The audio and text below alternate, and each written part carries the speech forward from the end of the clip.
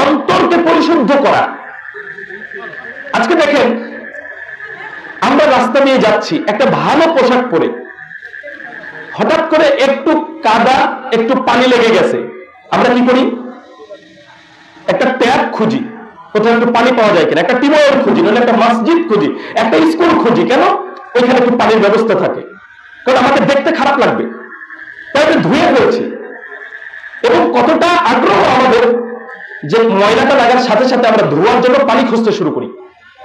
অথচ মানুষের অন্তরে কত যে ময়লা, কত যে আবর্জনা লেগে গেছে পাপের, সেই অন্তরকে আমরা ওই পাপ থেকে মুক্ত করার জন্য কতটুকু চেষ্টা রাখি? আমাদের কি চেষ্টা আছে?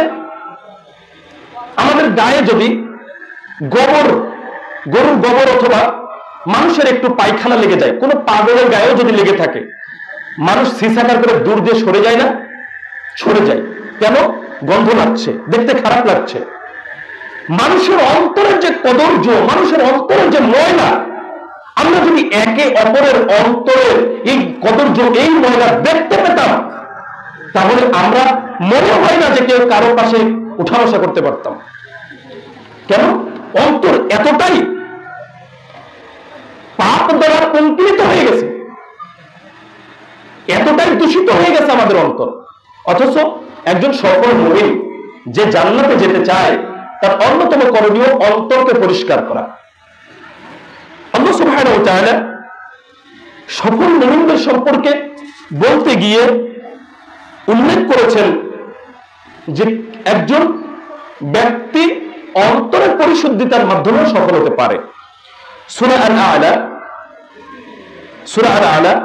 14 নম্বর আয়াত আল্লাহ সুবহানাহু ওয়া তাআলা বলছেন, ক্বাদ আফলাহা মান তাযাক্কা, নিশ্চয় সে সাফল্য লাভ করবে যে নিজেকে পরিশুদ্ধ করে। নিজেকে পরিশুদ্ধ করার অর্থ হলো নিজের অন্তরকে পরিষ্কার পরিচ্ছন্ন করা, পরিশুদ্ধ করা। তাহলে আমরা পরিশুদ্ধ হতে পারি কিসের মাধ্যমে? অন্তরকে পরিষ্কার পরিচ্ছন্ন করার মাধ্যমে। দেখুন, আমরা আল্লাহ সুবহানাহু ওয়া তাআলার নিকটে যাব, কিন্তু পরিশুদ্ধ অন্তর ছাড়া আমাদের কোনো কিছুই উপকারে আসবে না। সূরা আশ-শুআরা 88 থেকে 89 নম্বর আয়াতে আল্লাহ সুবহানাহু ওয়া তাআলা বলছেন, ইয়াউমা লা ইয়ানফাউ মালু ওয়া লা বানুন, সেই দিন সন্তান এবং সম্পদ মানুষের কোনো উপকারে আসবে না, ইল্লা মান আতাল্লাহা বিকলবিন সালিম, পরিশুদ্ধ অন্তর নিয়ে যে আল্লাহর নিকটে আসবে সেই মূলত নিরাপত্তা পাবে, সেই সফলতা লাভ করবে। তাহলে কি প্রয়োজন? পরিশুদ্ধ অন্তর। আচ্ছা, এই আয়াত থেকে ছোট্ট দিয়ে একটি কথা বলি। দুনিয়াতেই সন্তান বাবা মাকে হত্যা করছে না, বাবা মাকে দেখাশোনা না করে বৃদ্ধাশ্রমে রেখে আসছে না। আবার দুনিয়াতে সম্পদের কারণে আমরা বিপদে পড়ছি না।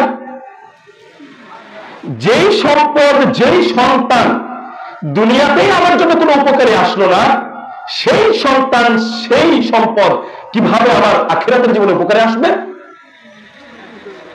আমার সন্তান বিড়ি সিগারেট খায়, আমার সন্তান বেনামাজি, আমার সন্তান খারাপ পথে চলে, পাপের পথে চলে, এই সন্তান আমার কি উপকারে আসবে? আমার যাকাত না দেওয়া সম্পদ, দান সাদাকা না করা সম্পদ, মানুষের মেরে খাওয়া সম্পদ, আইল ঠেলা সম্পদ, ওজনে কম দেওয়া সম্পদ, পণ্যে ভেজাল দেওয়া সম্পদ, এই সম্পদ আমার কি উপকারে আসবে? তাহলে সন্তান এবং সম্পদ আমাদের উপকারে আসছে না। উপকারে কি আসবে? যদি পরিশুদ্ধ অন্তর নিয়ে আল্লাহর নিকটে পৌঁছাতে পারি, তাহলে আমরা সফল মুমিন হতে পারবো ইনশাআল্লাহ। এই অন্তরকে পরিশুদ্ধ করতে হবে যদি আমরা সফল মুমিন হতে চাই। সম্মানিত উপস্থিতি।